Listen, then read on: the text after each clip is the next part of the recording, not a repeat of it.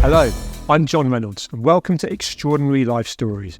On this episode, I'm talking with industry disruptor and entrepreneur Oliver Chapman. Oliver is the visionary founder of supply chain specialists OCI Group, which is the fastest growing company in the UK. OCI received the prestigious award of Overall Scale-Up Business Award in 2022.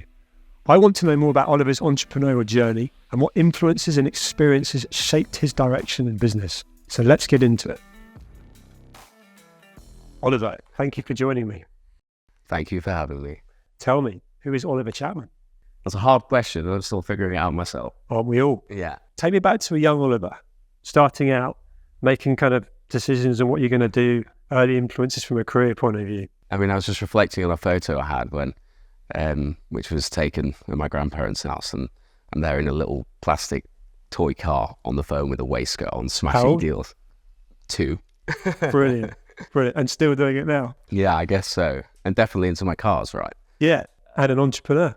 I wouldn't title myself as an entrepreneur. I guess that's something that other people might title oneself. But I've certainly always been very enterprising and wanted to come up with different ideas to make a few pennies and top up the pocket money. Take me through that then. So a young Oliver that's ultimately coming into career age, what did you do? Tried to set up my first business at 11. We got a family computer, Windows 98, right? And that would have made me 11 because we got it in 99. I found someone locally who was selling like last year's software. So like Britannia Encyclopedia from last year or FIFA 98. Yeah, it's 99. And we just got this new computer. So it came with a printer, it came with like all the stuff, like it was a full suite. And in my mind, I was like, well, this is really cool because the price of these goods from last year are like a quarter of the price of the current year. So I went to town, like making this catalog on this computer because we had all of the facilities to do that. And I could print it. And I did all this hard work, and the idea was that I'd then go and distribute it through local houses and things, try and get some orders in. It didn't matter to us back then whether you're playing on the latest FIFA game or whatever. And also being at that age, it was very difficult to get in the car and go to a store like PC World and buy a game, right? Because I'm a kid. So my idea was to then basically give access to the market for a much cut price product. And I think there's still like £45 for a piece of software back then. And I could sell it for about half the price just last year's, and nobody seemed to care. Apart from my mum, in this little story, if I was going to finish it, she kiboshed my plan. And she explained that I was very pleased at presenting it. I was like, Mum, I've got a business and I'm going to make some money and that's going to be fantastic. She said, after I explained it to her, Oliver, there's not a chance that you're doing this. Why? Obviously, this makes sense, right? We've got all the kit, we've got all the tech, we've got everything to do it. We're in the era of the 90s, so there's hotlines like customer service. We bought our computer from Gateway because of the customer service hotline. If you got stuck on it, you could call someone up. She said, so what's going to happen with you and your new business, Oliver, little Ollie, was we're going to get Mrs. Smith calling and saying, oh, hello, I've got a problem with Britannia Encyclopedia. Can I speak to your customer services manager, please? And my mum's then going to give the phone to like an 11-year-old kid with me in a squeaky voice going, oh, hi, how can I help? It's just like, it's not going to work at all. And let's not even go into warranties and repairs and this and that. And she stomped on that idea. But so that was your first business failure. That was my first business baby. It was my first business failure, maybe. Yeah. Well, you weren't allowed to see it through. But it was there. You challenged me on the entrepreneur side of things, but you were trying to be innovative. You were spotting opportunity. And what's quite interesting about that as well is actually the I'm going to kind of refer as the supply chain element of what you're excelling in, and let's come to that. Was also part of the reason why you weren't allowed to pursue it, because what happens when this phone call's made and who's going to pick up the phone and so on. So where did the vision come for what ultimately is OCI Group? What's unique about OCI, and it's hard to sort of articulate this, but OCI is really an extension of my good self and what I've been doing since I was like 14. Just culmination of. Yeah. Like when I was 14, I was importing products from China 14, 15, well, I mean, there's 14, 15, 16, 17, 18, 19, all the way through. You know, I think products from David Beckham's latest hair product, or when GHDs came out, you know, the hair straighteners. Yeah, the straighteners, yeah. I went and they were very expensive, 250 quid. And I went and got a set made that were a very similar spec, actually the same spec, but just non-branded, had them manufactured and imported them. I think it was like 14, 15. And I was basically... selling these at school? Yeah, selling them at school. In fact, a journalist asked me a question the other day, and they said, so are you basically that guy that instead of running a tuck shop at school to make some money, you were literally in import-export with China? So OCI is like a continuation of those sorts of trading things, and I've dabbled in all sorts of stuff. You know, I've always just seen little opportunities where I think that I can, you know, maybe add some value to a potential customer or whatever, and trying to capitalize on those. That's run its course all the way through. So, you know, whether it's those products which obviously weren't part of OCI. No, but they were the basis of the ideas and the relationships and the mindset. Absolutely. And, you know, even through uni, I was importing cosmetics like MAC makeup because you couldn't get it so easily. So I was importing from the US and selling it online and to like other students and stuff at campus. And I bet there's plenty of people that will remember you for that, probably even watching now. That I remember. Yeah, maybe. Yeah, maybe. Absolutely. Yeah, maybe. I don't really think of it like that, but as we sit here now, OCI Group is the fastest growing company in the UK, third fastest in Europe, according to Financial Times, which is serious stats. You can say from the lad that was going around school working out what the deals are. So actually, talk to me about some of the deals you're doing, because they sound like telephone numbers from some of the conversations we're having. You get a bit desensitized to doing multi-billion-dollar deals all the time. It's kind of weird. In fact, actually, a problem that I've got is I don't have a calculator with a screen large enough. No joke, it's a pain. But you found something there that ultimately, by doing what you clearly enjoyed, and I'm going to say that was a passion of yours, to actually, you know, try and find something or a need and then fulfill it. And on a global scale, so clearly you're being inundated with big telephone numbers that don't put on the calculator. Why was that not being done before? So we do things totally differently. So, you know, OCI, I started in trade. I was like hands-on guy. I'm basically from the streets, but I'm not from the streets. I mean, my parents looked after me incredibly nicely, and you know, they were comfortably well off, but we were far from rich. I was fortunate enough, my parents invested in my education, which I'm forever grateful of. But that sort of gave me the opportunity to see what the potential is, because there were some very, very wealthy people there. OCI became a company which saw opportunities from a trade angle, where we can work with other organizations to solve their problems. So I went from trading, trying to sell, actually sustainables and recyclable materials was my absolute passion when I was first getting into like big boy business, if you like. You know, I found a solution for, instead of putting old rubber and tires in the ground in landfill, which pay the government a lot of tax to do, I sort of created and made a market in India where they would turn them back into oil, but it was prohibited to import this product back then because they wanted to look after the local manufacturers of rubber. But I just couldn't see how it was like realistic for people to pay to landfill when there's a market turning this product into oil. So we worked very hard and managed to make that possible with the regulations. And well, now the whole world's tires go to India apart from the US, and they didn't before. So you were a trailblazer there. Again, well, yeah, I guess. You're very humble with how you... I don't really like to go on about that sort of thing. Really. No, I like that. And actually, there's a connection here where actually that's making a really positive impact on the planet and sustainability. But how we've met as well through John Caldwell, through the philanthropy. You're part of the Life Changers Circle. And the connection we had a couple of weeks ago where someone you passionately wanted to help achieve, something, achieve their dream, actually. Where's that come from? Because there's a real kindness to you. There's a real drive to not just be successful in business, but you seem to want to give a lot back. Yeah, and it's a great point. Like, it's just something that I've started focusing on more since I've developed and matured as a business person. But with OCI being able to exponentially grow other corporates using our trade knowledge on the street rather than go to a bank who doesn't help you, I realized that actually there are a lot of transferable skills that can be utilized and deployed in other areas. I didn't know this before for the last 18, 24 months. And so the capability to drive and grow an organization can actually be deployed into a charity to drive huge growth. We're in discussions with UNICEF about their supply chain and how to help them with theirs. It's early days, it's not committed, but we really want to support UNICEF as an organization, and of course Cordwell Children.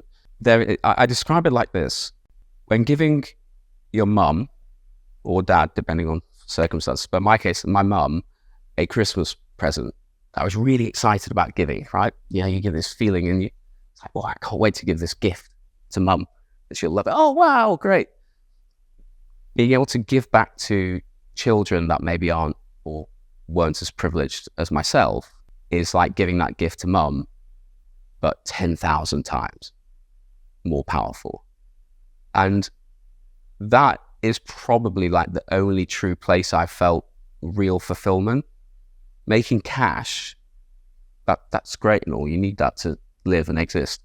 But actually being able to change someone's life and watch someone, you know, by buying a wheelchair that enables them to have a hobby, have a job, have a career, go hiking at the weekends.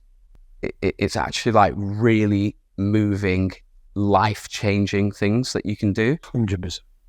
How old are you?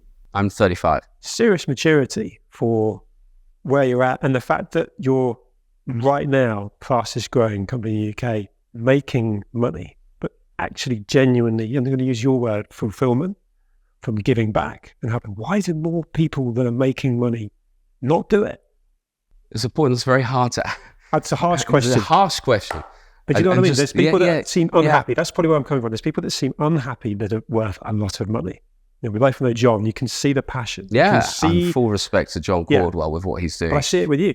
It's the whole, I've made money, I'm making money, but actually that's not what's making me happy, to use that word. The fulfillment is, and I can imagine a situation that's potentially happening all the time, let alone something's going to happen where you're looking forward to making somebody change their life. Yeah, and that's really what, you know, human beings, are, in my opinion, should all be about. And I don't really understand why there aren't more people giving to a charity. I'm not the richest person, you know, one knows by a long shot. Like, you know, OCI is doing very well.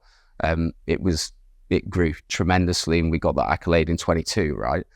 But yeah, I unfortunately, it's probably just down to different mindsets. Okay, what people want to do. Is it greed? Or is and looking after oneself, or is it actually recognizing that you can make a difference? And for me, you know, a successful business is a business as a well-oiled machine that just continues, you know, doing its thing, and actually being able to change other people's lives, which we actually do with business, because maybe if we're growing an organization, driving them with the supply chain restructuring that we do, that's sort of supporting them, but then being able to deploy those skill sets, those non-corporate, to a non-corporate level, it's just like hugely satisfying.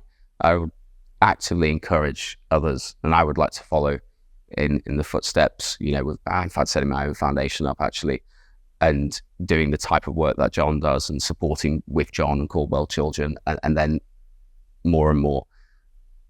Because I think that if you're in a privileged enough position to be able to actually make an impact on someone's life, then that's what's a game changer.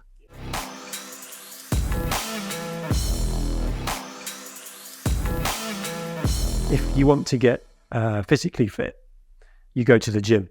You don't see results straight away. It becomes a habit. And actually, there's potentially a culture that's in business where it's this: make as much money as possible, and it's mine, and everyone's a threat. Perhaps there's an element that you will influence actually through this program, through what you're doing, leading by example, and John as well, where just starting and actually experiencing it and going, this, I'm not saying it's to feel good, but actually we all are looking for validation and trying to be happy one way or another. If you've made millions, hundreds of thousands, billions, and you're not happy, but also, why not try it? See how it feels. See where that goes. That's a really interesting point. Why not just try start the habit? It could be something small, and it goes back. Actually, you said it to gifting. I remember that feeling the first Christmas where it wasn't just about receiving. I remember having some pocket money, went out and bought my family presents, and I couldn't wait to give it to them. And also, I couldn't wait to see the reaction. And half the reaction was the fact that you didn't need to do that. You're only 10, whatever. You shouldn't be doing this. I forget what I bought then. They were knickknacks, but I loved the feeling. That started that. So maybe the habit. Maybe. Which is also a big part of listening and learning from someone like yourself. And also on that, as a successful man in business, there's so much that's made about, if you're going to be, successful as an entrepreneur, a CEO, you get up at 4 a.m, you've run a marathon, you've read a book, and so on by 8 o'clock. Where do you stand with that? My stock mindset, which is not what I actually do, is as Jeff Bezos says, right, which is, 8 hours sleep every single night. Your job's only to answer like 4 really important questions in the day. So make sure the mind is cleansed. I actually should work my backside off the entire time. I'll start at 7 and go all the way through. But personal training 2 or 3 times a week, that's critical. You make the time for that. I have to, because that releases stress. Okay, so that sort of gets you pumped up, gets you focused, and whatnot else. But I'm a massive advocate as well for mental health. I call them, I think there's a lot of misalignment in this space. So I have therapists who I actually call coaches, because I believe that whilst my PT is my coach, right, I just don't see the difference between a therapist or a coach for one's brain. So you have coach. So there's a great TV show, right? Billions. Yeah. And he has this great right hand lady who is his mental coach. So everything's coming from here. We're not actually making business decisions with our muscles, right? And so therefore keeping one's mind in its optimum shape, or like poise, focus, that's what I believe is really, really important. So your physical workouts are more for the way you are feeling and the mental side of things, and to try and be muscly and strong and so on. It's all about keeping yourself mentally fit. I wish I was like muscly and strong. Yeah, that's the body, that's like stress busting, and then equally mindset. Yeah. Because, and this is talked about, it's almost seen as a derogatory thing to say, I have a therapist, but also called a counselor. Yeah. But I'm not embarrassed by that. Because from which is really refreshing as well. Especially 2 guys having a conversation where I might talk about the fact that I had a personal training session yesterday and I've got sore legs from it and so on, but I might not be brave enough to say I'm actually really struggling with my relationship or business or my mental health, and share that with you. And I'm actually having help from that. Yeah, of course. I have a CEO coach, and then I have another coach for something else. And I just think it's incredibly powerful. I probably have a slight bugbear with one of the references that you mentioned, especially with social media and things at the moment. Gosh, that must be so hard for younger people. Having been there actually and seen all of this spam on socials, I have an issue with socials, but I have an issue with fakery. Yeah.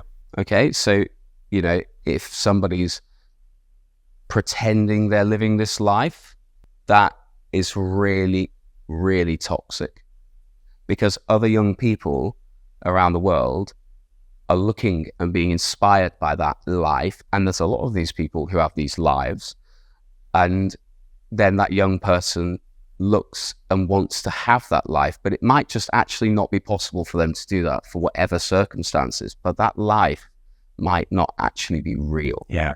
So if that life's not real, that puts the young person on the same level.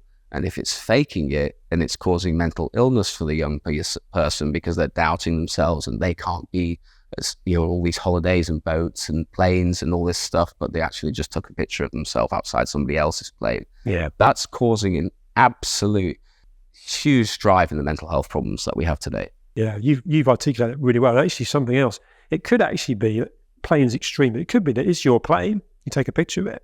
But what you're not saying is you've been up since 5 dealing with issues and something legal that's come up that you've got that whole actual share everything, and actually you're sitting here now in a position where so many people in place could be plastering stuff all over social, which would inspire some people and also almost demotivate others. And yet, you won't mind me saying, before we were filming, he was like, "Can I just have 5 more minutes to finish the call?" Which is the world I live in as well, right? It's real life business. It is. But so many people want to do that whole Insta photo. Look at me on my boat. Look at me with my Lamborghini.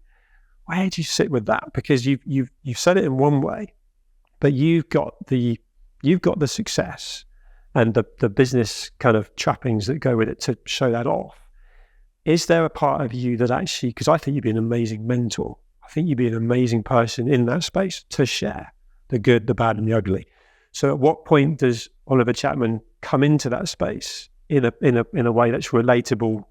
Because right now, everything you said is relatable. Yeah. But you've taken yourself out of that one because you're busy. It's not a priority. But also because certain other people that are, not us, are sort of blighting that social media space. Feels like you'd be amazing in that, and to have that mentoring as well. Well, there's a few things I pick up on that question. So, actually, number one, OCI is at its infancy. This isn't success. I was going to ask you where the trajectory That's not success. is. We're at the very start of a very, very long story, and I don't think I'll ever finish this story until they're the last days. Running a business requires absolute dedication, failures and more failures still. I'm a massive advocate for, when people ask me, okay, so what's the secret to success? My answer is literally getting back up again. And then how you get back up is super important. So falling, hurting yourself, rising, but learning, that's critical. And I don't think that's portrayed very much on social media. And the true life of a business person or somebody who's interested in growing a company is just sweat, blood, sweat, and tears. Persistence, yes, determination. So just keep driving, keep pushing. Yeah. Even through the high times, right? Because with business, and then we may be going off slightly, but this is helpful for other people perhaps. But in business, you'll have high times and lows, and it kind of goes like that, and hopefully it continues going in that direction. But it's important to keep riding even on the highs and keep grinding, because it can be fun, right, to have some success and the business go well for a bit. But if you take your foot off the gas, when the low time comes, then you can fall down with it. So you need to keep driving to create that linear curve. It's awesome. And actually, I can relate to that. I'm talking to you now because I got complacent. I hate to admit it. I was cookie cutting with a business that had been successful and was replicating 3-4 years. I pulled back. Thought it was motoring, political, external events. However COVID affected everyone, that was a key thing for me. In my property world, Grenfell Tower, if I had stayed right on it and maybe had a barometer for pivoting, for understanding certain political movements that were going to change 100%, that advice is golden. And that's a big part of my sort of armory moving forward, but I learned it the hard way. So you sharing that is so important. You've got to stay on it. Yeah, and like you mentioned, sort of being mature for my age, right? Just sort of skipping slightly back to that, but then bringing it back to what you just said. Yeah, but you started at 2, slightly Yeah, different. I was just going to say, so yeah, when you're doing imports from a really, really young age, I actually I remember a conversation actually with a supplier, and I was in Italy. I used to have to lie about my age to people, not because I lied, but because they wouldn't believe me if I said how old I was. So, and maybe a certain amount of credibility. Yeah, absolutely. And when I was sort of 23, 24, doing sort of large-ish ticket transactions, I was exporting 200 containers a week at one point of product. So, for a 22, 23-year-old person, that was like a lot to handle. So when I was in a business meeting, I used to say, I was like, I'm high 20s, nearly 30. But I was actually young 20s. But that maturity and that experience has taught what you just said about sort of becoming complacent, high times and low. And it's just very essential to understand that it's not ever going to be easy. No. You've also touched on something else as well, which I really like, is that you've clearly got a direction with OCI where you're just getting started, but you're focusing on the journey. Sitting here right now, how would you describe success?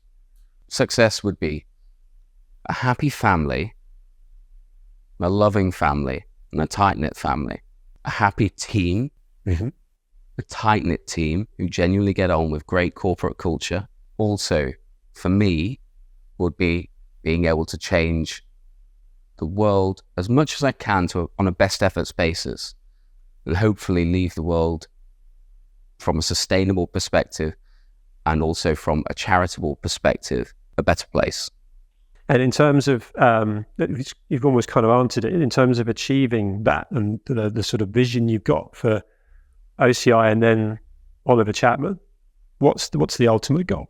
This differs a lot with other people because our company we've never taken external investment in, right, and done that whole fundraising. It's quite unusual. Thing. Yeah, it's very unusual. I run the business in a totally different mindset. I run it old school, basically, low overheads, not a massive team. Yeah, like run it more like a fund model, but like sort of 40 people worldwide style, but not doing this explosive growth. Sure. And so you grown it organically. Yeah, organic growth, which is ironic considering to be the fastest growing company. It's kind of interesting. Maybe that's the key to it. I don't know. But I look at a lot of businesses, and a lot of businesses can be actually partners or clients of ours, and they think that this exponential growth, which is literally bucket loads of money into staffing and expansion, is the way to go. But I think steady Eddie wins the race. But what that creates, in order to answer your question, is a very sort of long-term trajectory for the business, which will keep expanding and doesn't just sort of have like massive peaks and troughs. Mm. And so, yeah, I mean, look, OCI will be the supply chain and procurement partner that is noticed around the world for basically turning companies into absolute machines that can grow and be very successful. But it will do that with old school techniques. Yeah, which is the best way. And where does AI fit into this? I think you're a bit aware, but we're actually forming a relationship at the moment, and we agreed verbally at this stage, subject to contract, but with an amazing organization called Kudo, and they've become an NVIDIA partner. They've got all the tech and the knowledge. It's an incredible company with great systems. And we have this supply chain knowledge. So the concept there is what actually OCI's business model is. You guys do what you're good at. We're good at supply chain, sourcing, logistics, finance, commercial negotiations, figuring all the complex sort of corporate world out. Sure. Leave that to us. We'll create the growth. You guys have your amazing product. You run a great business and keep doing that. And then that's how we'll shoot you right up into the stratosphere. That's exciting. And we've done that time and time again, like proven track record. Ollie, I know how busy you are. Yeah. So many things you're involved in. So thank you for making time to talk to me today. It's fascinating. And good luck with everything in the future. Oh, thanks very much, John. Cheers, Oliver. Good to chat. All the best. Cheers.